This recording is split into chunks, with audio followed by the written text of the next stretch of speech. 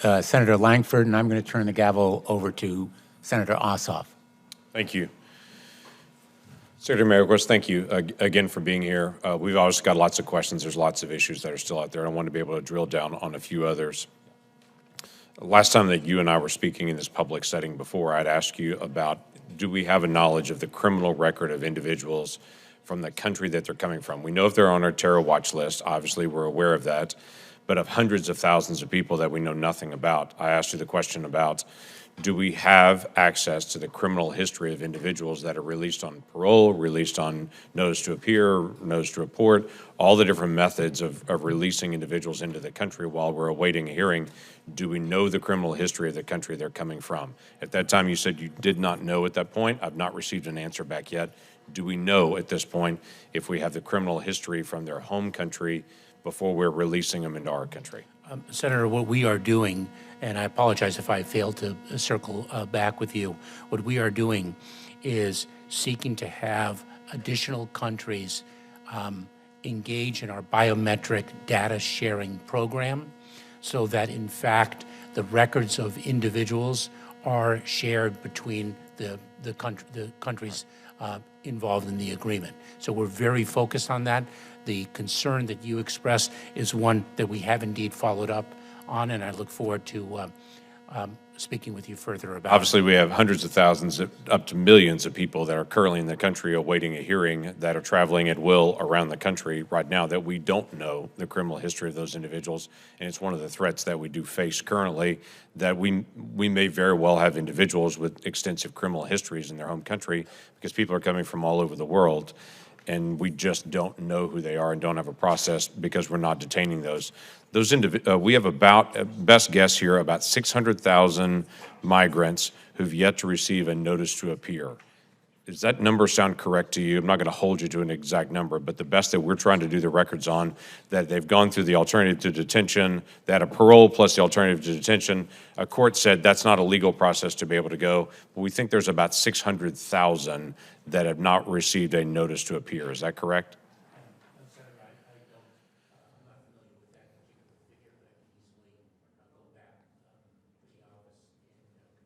That'd be helpful to know, because my next question on that is, what are we doing to track down those 600,000 people to be able to get them a notice to appear? Do we know where they are, and are we getting them any kind of records, or do we not have a record?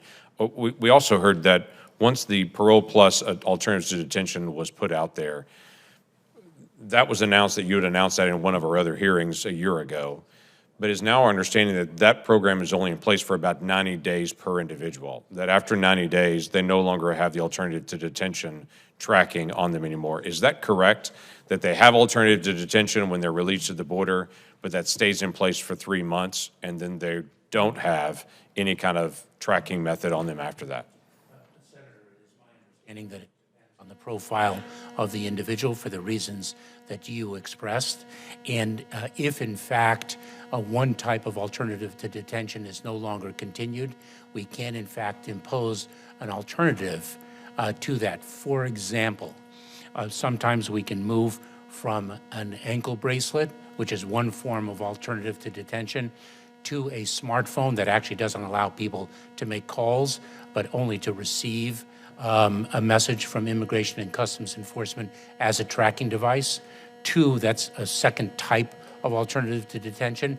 Two, an obligation to check in with Immigration and Customs Enforcement periodically at whatever cadence the particular case warrants. So there are a number of different alternatives to detention, and they can shift according to the So help us with the facts and figures on that, because right now it's our understanding that there are very small percentage of people who are actually given ankle bracelets, that it's switched to this phone, which you understand now doesn't make calls. It is a tracking GPS device.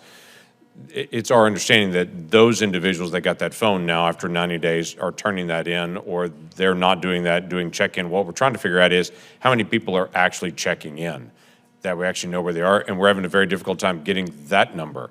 So there's some numbers that we know that you have and that your team has to be able to track, that we're not getting access to it. This is not a partisan issue. This is just a congressional issue. When I go to your information center here, your command center here in Washington, D.C., they're literally tracking to the hour what's happening on the border. When we try to get numbers, it is, we'll get them to you when we get them to you. That's a challenge for all of us on this and would not be acceptable for any administration, but we're not getting basic facts and data still. Or if we're getting them very, very delayed. And so it is a major issue to us just to be able to get facts and data at this point. We want to see what's happening in the border stop. I hear from you, you want to be able to see that as well. We want to see the implementation of this rule that you have out at this point to be able to get through the comment period. But May the 11th is coming very, very quickly, as you know full well, and the clock is ticking. When Title 42 ends and that 30% or so that you're turning around then accelerates into the country, a bad situation is about to get much worse. And even some in your own team have estimated we may be at 11,000 people a day illegally crossing the border. Those are numbers literally our country has never seen. And this is a growing issue on this. So help us with facts and data. You've also mentioned that you have an anticipation that Congress will pass something that deals with asylum, that deals with all the other areas.